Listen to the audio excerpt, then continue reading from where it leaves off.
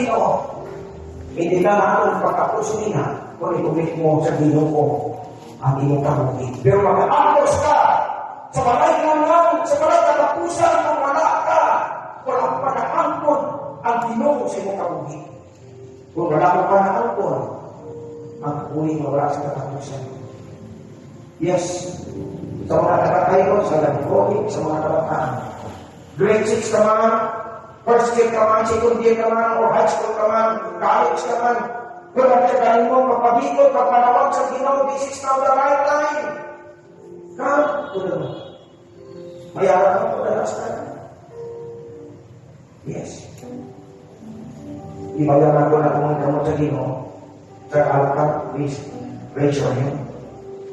Lord, kasi mo nagbalayaw sa ilang ako.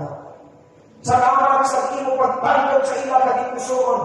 Pero this time, Lord, nagpamuyo ako bilang imo ang dadat na lugangin ng mga kamot at kung makaagi sa ilang mga kamot at imo kamot na magamunet sa ilang ang labong sa Diyos. In the name of Jesus, we pray that whatever things that binded them are stronghold of their lives in the name of Jesus, we bind you.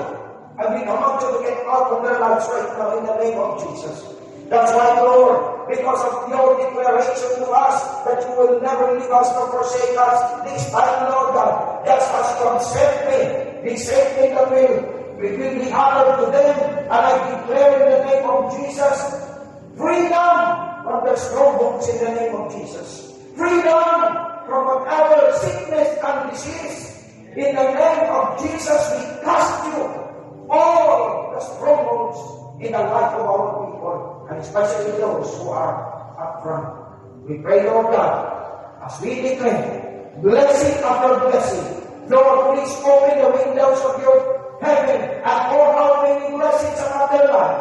Lord, don't allow the devil to destroy their income. Don't allow him to destroy their life.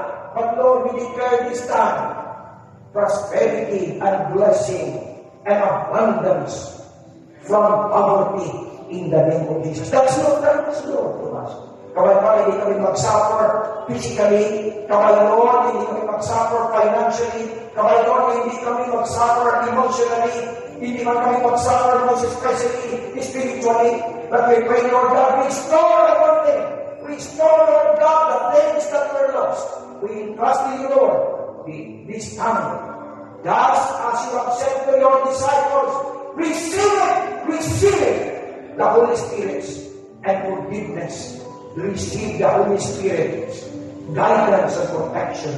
Receive the Holy Spirit's blessing in Jesus' name. In Jesus' name. Everybody says,